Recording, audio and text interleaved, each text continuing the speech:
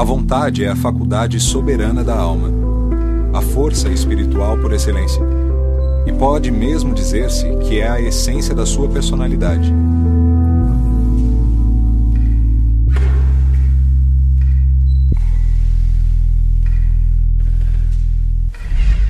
Dentro do Espiritismo, a vontade é a força suprema que move o universo, né? Desde a vontade de Deus, que cria todas as coisas, até a nossa vontade que mobiliza energias, mobiliza o fluido cósmico e nos faz progredir também. Em O Livro dos Espíritos, codificado por Allan Kardec, nós vamos encontrar na questão 24 um item muito interessante, que vai dizer que a inteligência é um atributo do espírito. E ali vai dizer também que nós precisamos estudar esta questão de uma forma mais ampla. Porque se nós não tivéssemos a inteligência para o espírito, então nós poderíamos dizer que o espírito não teria necessidade, ou não teria a sua existência.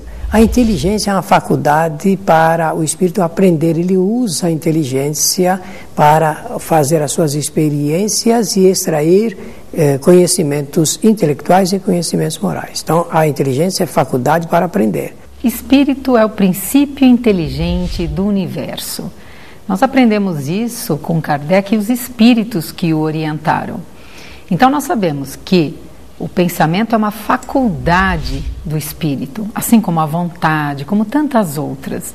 É através do pensamento que nós nos ligamos, tanto internamente conosco próprios, como com qualquer ser, em qualquer dimensão, esteja esse ser encarnado ou desencarnado. No passado se confundia o cérebro material como algo que era o gerente, era a autoridade máxima a nos fazer exercitar as ações da nossa vida. O cérebro não pensa, é o espírito que pensa através do cérebro. O cérebro ele é instrumento do pensamento. A sede do pensamento é o espírito, através do seu corpo mental, é que ele irá expressar a sua força viva maior que é o pensamento. O espírito, ele se exterioriza através de um potencial que nós vamos aos poucos configurando neste homem que reencarnado apresenta as sensações físicas, o sensório no qual ele está revestido, apresenta uma possibilidade emocional, traduzido seja na raiva, no sentimento da ansiedade, seja do medo, tristeza, alegria, manifesta através da sua cognição, a sua manifestação, portanto, da inteligência, e grudado a tudo isso está o pensamento, que é inerente ao espírito, que o caracteriza, que o distingue da matéria. O pensamento, ele soluciona as questões fundamentais apresentadas durante as experiências do espírito. Então, ele é uma das 3 ferramentas de trabalho do espírito para a sua evolução. É o pensamento que, segundo os espíritos, traduz-se materialmente em nível espiritual, mas ainda é imperceptível aos equipamentos humanos. É esse pensamento que fala do ser espiritual e que traz dentro de si uma emocionalidade. Tanto sentimento quanto pensamento são atributos do espírito. O corpo simplesmente é a via de transmissão, né, de todas essas potencialidades espirituais. A palavra mente, ela é de origem latina e ela é usada também, muitas vezes, em substituição à psique, que é uma palavra grega. Mas psiquiatras, psicólogos, muitas vezes usam uma e outra como sinônimos. Mas também, num significado de alguns dicionários, podem as 2 palavras serem empregadas com significado de alma ou espírito. O espírito é a inteligência, sendo a inteligência, ele é a mente. E, nesse caso, a mente prossegue sem o corpo físico. Ela não tem necessidade do cérebro para se manifestar, a não ser que o espírito esteja encarnado. Ela tem as condições necessárias para possibilitar à criatura o aprendizado. Aprender, verificar, escolher, repelir, aceitar, recolher, guardar enriquecer-se, iluminar-se, progredir sempre. O poder da mente é um poder incomensurável. E, evidentemente, ele atua em todos os sentidos da nossa vida e nos impulsiona ao progresso. O espírito, à medida que vai progredindo, ele vai melhorando seus pensamentos, ele vai saindo da submissão das restrições do corpo físico e do cérebro também, né? Então ele vai se enriquecendo cada vez mais de ideações, de imaginação, etc. Entre as leis divinas, a lei do progresso é uma das mais atraentes, porque ela mostra que, ao sermos criados, nós fomos dotados de várias potencialidades. E a mente humana, ela é uma ferramenta expressiva para que nós possamos progredir. A gente se alimenta de alimentos limpos, né? A gente faz a nossa comida, a gente lava os alimentos, a gente limpa. A nossa mente, ela também tem que ser higienizada diariamente através da nossa prece, através de boas leituras, através de bons filmes. Por quê? Porque a nossa mente, ela vai abrigando todos esses recursos e tudo que a gente vai vendo pelo mundo e o teor que nós vamos dar a ela é aquilo que vai direcionar a nossa vida, que vai dar à nossa vida as diretrizes.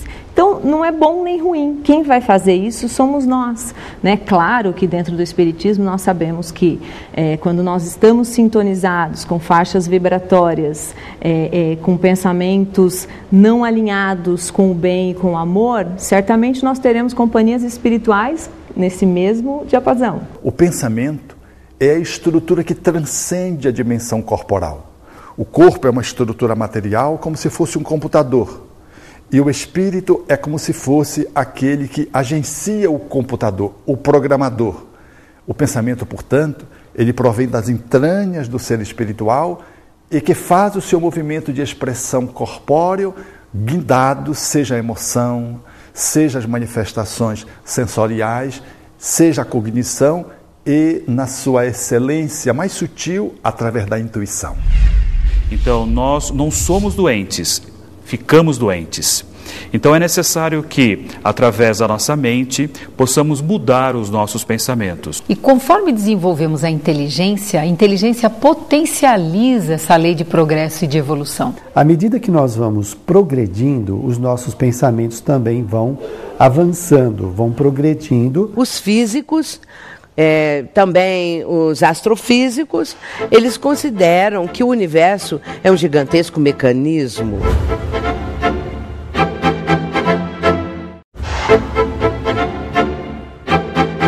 Os físicos, também os astrofísicos, eles consideram que o universo é um gigantesco mecanismo e ainda há uma corrente no campo da física que não aceita, não admite a presença de Deus.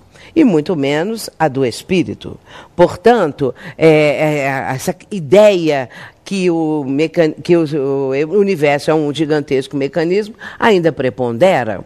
Só que há algo que eles não sabem explicar. O momento em que a matéria, destituída de inteligência, se tornou inteligente e aí surgiu o ser humano. Esse é o ponto diferente, é o ponto duvidoso, é o ponto que eles ainda não deram uma resposta a respeito. Infelizmente, hoje em dia, a ciência anda bem separada ainda da parte espiritual, da parte da mente, do espírito, e a gente acaba vendo no dia a dia que muitas pessoas com transtornos mentais acabam tendo tratamentos que não são muito efetivos, e muito provavelmente porque a gente está tratando matéria, a gente está tratando o cérebro e não tratando a mente, o indivíduo em si.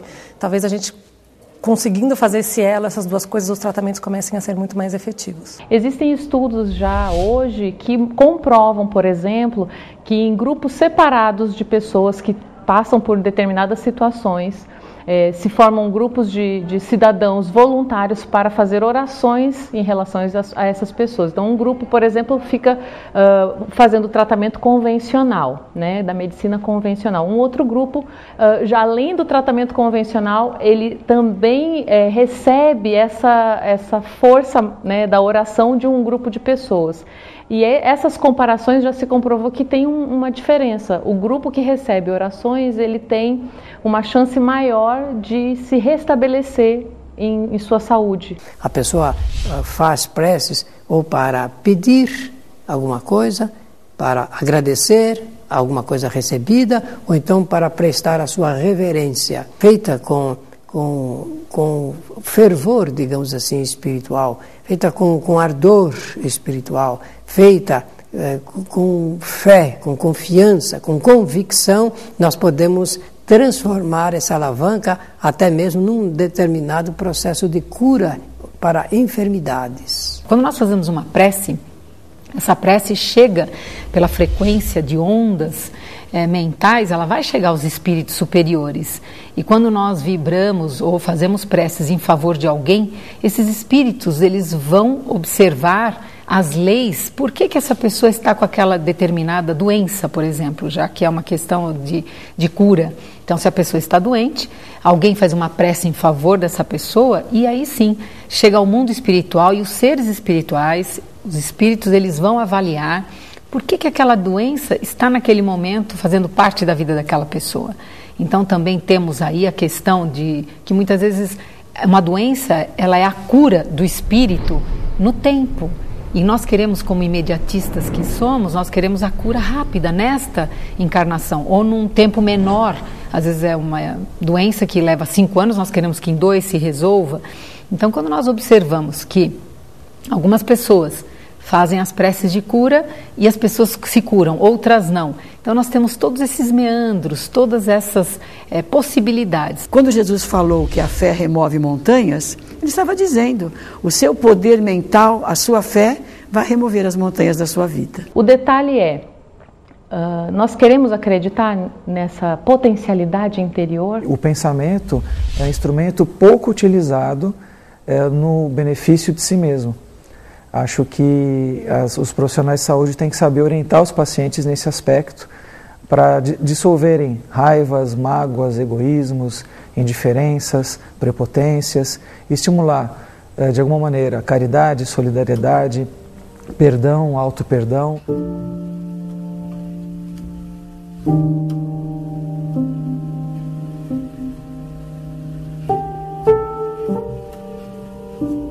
Nosso patamar evolutivo está entre a animalidade e a angelitude. A animalidade da qual nós saímos há pouco, deixando para trás o império dos instintos e caminhando para a angelitude. É a faixa em que nós estamos operando. É aquela em que a nossa consciência já desperta, vai realmente nos possibilitar um conhecimento que nós vamos adquirindo. Então, em muitas situações, a palavra espírito, ela é colocada com letra maiúscula, que somos nós, os espíritos inteligentes e que têm o pensamento aflorado, que pensamos sobre nós mesmos. E espírito com letra minúscula, os espíritos colocam em toda a obra que são aqueles seres da natureza que têm inteligência, mas não têm o pensamento. Os animais não pensam sobre eles, não pensam sobre a vida. Essa é uma faculdade do espírito com E maiúsculo, que somos nós, que estamos imersos nessa lei de progresso e de evolução. O progresso, ele traduz um ser que vai se desenvolvendo psiquicamente, progressivamente. Quanto menor é a evolução do espírito, mais tacanho é a sua expressão mental. Todos nós evoluímos. E o Livro dos Espíritos, na questão 540, no último parágrafo, vai dizer que o espírito de hoje foi o átomo de ontem, e o átomo de hoje será o espírito ou o arcanjo de amanhã.